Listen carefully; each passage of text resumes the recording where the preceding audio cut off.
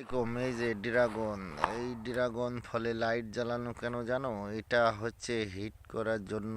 গাছ হিট করলে সুন্দর সুন্দর ড্রাগন ধরবে। এই যে দেখেছেন ড্রাগনগুলো, একটু জুম করি, ভিতরে ঢুকতে পারছি না তো, যার জন্য একটু বাইরের থেকে দেখালাম। এমন এখনো সুন্দর সুন্দর ড্রাগন পাওয়া যাচ্ছে। এই লাইটে গাছ হিট করলে, গরম করলে আবার ফুল ফল সব কিছুই আসে। এই যে